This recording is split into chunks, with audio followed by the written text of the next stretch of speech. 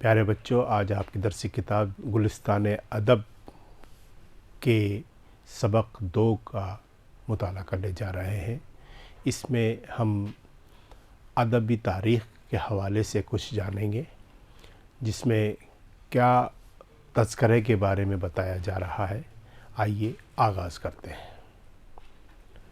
سب سے پہلے آپ ادبی تاریخ دیکھیے گا کہ ہمارے سامنے تذکرے کی ادبی تاریخ سامنے آئی ہے۔ اس کو ہم پڑھتے ہیں اور اس کو سمجھتے ہیں کہ تذکرہ ہوتا کیا ہے، تذکرے کے معنی کیا ہیں اور تذکرے میں کیا ذکر کیا جاتا ہے۔ تذکرہ عربی زبان کا لفظ ہے اور اس کے معنی ہے یاد کرنا، ذکر کرنا یا بتانا۔ تذکرہ جو ہے عربی زبان کا لفظ ہے جس کا معنی ہے ذکر کرنا، بتانا یا یاد کرنا، لیکن اردو فارسی میں اصطلاح کے طور پر تذکرہ اس کتاب کو کہتے ہیں جس میں شعراء کا حال اور ان کے کلام کا کچھ نمونہ درج کیا جائے۔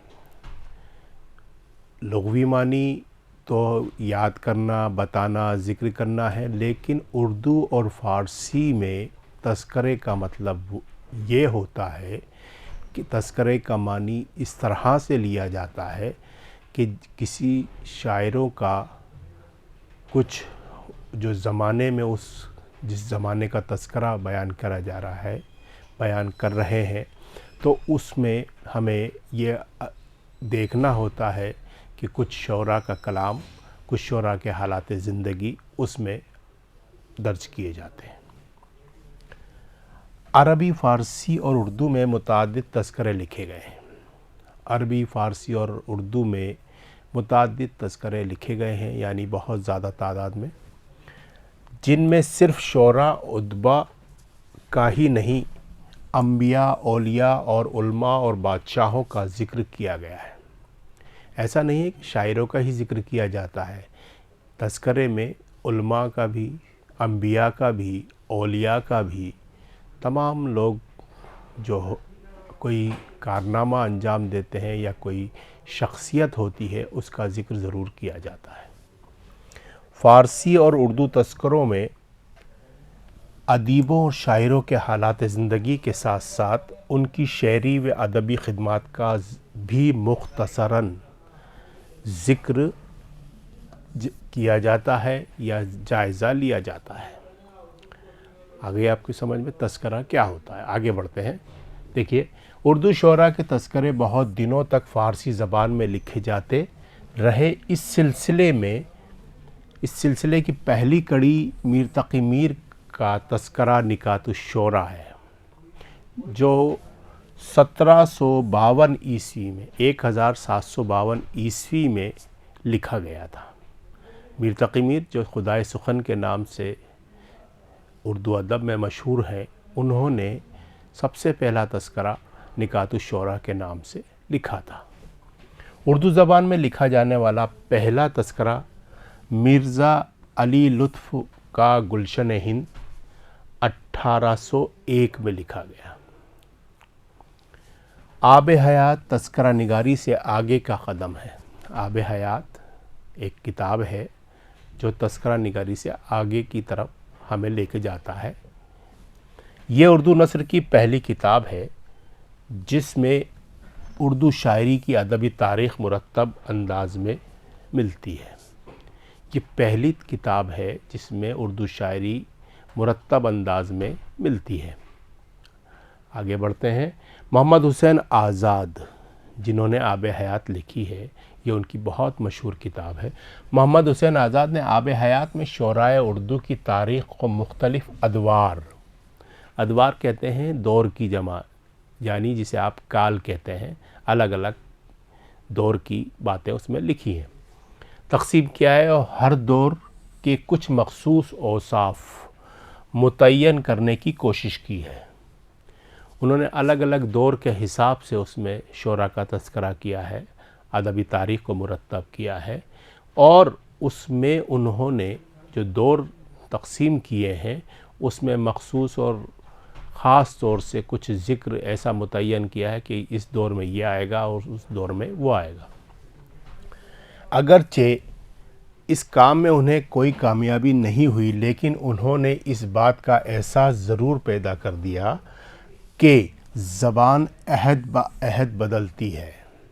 حالانکہ انہوں نے جو یہ کام کیا دور میں تقسیم کر کے، اس میں ان کو کامیابی بہت مشکل سے ملی، بہت کم ملی، لیکن انہوں نے یہ کوشش بہت اچھی کی، اور اس کے حوالے سے یہ گفتگو کی جا سکتی کہ اس بات کا احساس انہوں نے ضرور پیدا کیا کہ زبان جو ہے عہد با عہد یعنی الگ الگ دور میں بدلتی جاتی ہے، اور آج کی ادبی زبان کل کے لیے بھی کارآمد ہو یہ ضروری نہیں۔ آزاد نے شعراء کے کلام کے تفصیلی نمونوں کے ساتھ ساتھ ان کی سوانح اور شخصیت کا بھی خاکہ پیش کیا ہے۔ انہوں نے ان کی شخصیت کا خاکہ بھی پیش کیا، کلام کے ساتھ ساتھ انہوں نے یہ کام بھی انجام دیا۔ یہ خاکے بہت دلچسپ ہیں، یعنی جسے آپ دوسری زبان میں اسکیچ کہہ سکتے ہیں، کسی کے قلمی تصویر کہا جا سکتا ہے اس کو۔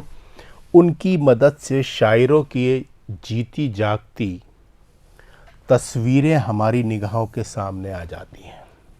ان کے یہ خاکے محمد حسین آزاد صاحب نے لکھے، وہ قلمی تصویر کی حیثیت سے، اور ایسا لگتا ہے جیسے وہ جیتی جاگتی تصویریں ہمارے سامنے موجود ہیں۔ اب دیکھیے گا، آب حیات کے ابتدائیے میں آزاد نے اردو زبان کے آغاز اور ارتقاء پر بھی کچھ روشنی ڈالی ہے۔ انہوں نے آب حیات کو جو لکھا ہے تو انہوں نے شروعات میں اس کا آغاز جب کیا تو اس میں اردو کی تاریخ پر بھی تھوڑی سی روشنی ڈالنے کی کوشش کی ہے۔ آب حیات ادبی تاریخ کا نقش اول ہے۔ آب حیات اردو ادب کی تاریخ کا نقش اول سمجھا جاتا ہے، یعنی پہلا قدم، اور بہت محدود ماخذ اور وسائل کی مدد سے آزاد نے یہ کہانی ترتیب دی ہے، یعنی مرتب کی ہے۔ آزاد نے یہ بہت محنت کے ساتھ کام کیا۔ آب حیات کی مقبولیت کا ایک بہت بڑا سبب آزاد کی انشا پردازی اور علمی زبان ہے۔ آزاد کی سب سے بڑی خوبی یہ ہے کہ ان کی انشا پردازی اور علمی زبان اس میں صاف طور پر جھلکتی ہوئی نظر آتی ہے۔ آزاد کا اسلوب بیان کہیں کہیں علمی زبان سے مطابقت نہیں رکھتا۔ آب حیات کا شمار اردو نثر کے شاہکاروں میں ہوتا ہے، کیونکہ انہوں نے اردو شاعری کی پوری تہذیب کو اس میں زندہ کر دیا ہے۔ آب حیات جو ہے اس میں پوری شاعری کی کہانی کو انہوں نے زندہ کر دیا، اس کا یہ ثبوت ہے۔ اب محمد حسین آزاد کے بارے میں ہم تھوڑا سا ان کی حالات زندگی اور انہوں نے کہاں پیدا ہوئے اور کہاں انہوں نے وفات پائی اور انہوں نے کیا کیا کارنامہ کیے، اس کے بارے میں بھی جاننے کی کوشش کرتے ہیں۔ آئیے آگے بڑھتے ہیں۔ محمد حسین صاحب آزاد 1830 میں وہ پیدا ہوئے تھے اور 1910 میں ان کا انتقال ہوا تھا۔ محمد حسین نام، آزاد تخلص، دہلی کے رہنے والے تھے۔ ان کے والد محمد باقر اردو کے ایک اہم اخبار کے ایڈیٹر تھے۔ محمد حسین آزاد صاحب جو دلی کے رہنے والے تھے، ان کے والد محمد باقر صاحب اردو اخبار کے ایڈیٹر تھے۔ اس اخبار کا نام دہلی اردو اخبار تھا، جس میں 1857 یعنی جو غدر ہوا تھا کی جنگ آزادی کی حمایت کی گئی تھی۔ اس میں 1857 کا جسے آپ سوادھینتا سنگرام کہتے ہیں، جنگ آزادی کہا جاتا ہے اردو میں، اس کی حمایت کی گئی تھی ان کے اخبار میں۔ لہٰذا جب انگریزوں نے دلی پر دوبارہ قبضہ کیا تو انہوں نے مولوی محمد باقر کو موت کے گھاٹ اتار دیا۔ حکومت کے خلاف لکھا تھا تو انہیں اس کی سزا یہ ملی کہ ان کو موت کے گھاٹ اتار دیا گیا، اور محمد حسین نے دلی چھوڑ کر کئی سال تک بھاگے ہوئے مجرم کی طرح بقیہ زندگی بسر کی، کیونکہ والد کو تو انہوں نے سزائے موت دے دی تھی، اور اس کے بعد محمد حسین آزاد جو ہے ایک مجرم کی حیثیت سے بھاگتے رہے اور زندگی بسر کرتے رہے۔ اس کے بعد کیا ہوا، برسوں کی پریشانی کے بعد بالآخر محمد حسین آزاد لاہور پہنچ کر محکمہ تعلیم میں ملازم ہو گئے، یعنی درس و تدریس سے وابستہ ہو گئے، پڑھنے پڑھانے کا کام ان کو مل گیا۔ وہ علمی و تعلیمی میدان میں بہت سرگرم رہے، مطلب بہت زیادہ اس میں ملوث رہے، انہوں نے شامل رہے اس میں، اور پڑھنے پڑھانے میں ان کو بہت شوق تھا، اور اسی کام کو انہوں نے انجام دیا، اور بہت سی نصاب کتابیں تیار کیں۔ اسی ملازمت کے دوران انہوں نے نئے طرز کے مشاعروں کی بنیاد رکھی۔ اسی دوران انہوں نے نئے طرز کے مشاعرے کرنے کی بنیاد ڈالی، جسے بزم مناظمہ کہا جاتا ہے، اور انہوں نے مولانا محمد الطاف حسین حالی کے ساتھ مل کر کے اس مشاعروں کی بنیاد ڈالی تھی، اور اس میں نظم کا عنوان دیا جاتا تھا نظم کے لیے، اور اس پر وہ شاعر جو ہوتے تھے وہ اپنا کلام اور نظم پیش کیا کرتے تھے۔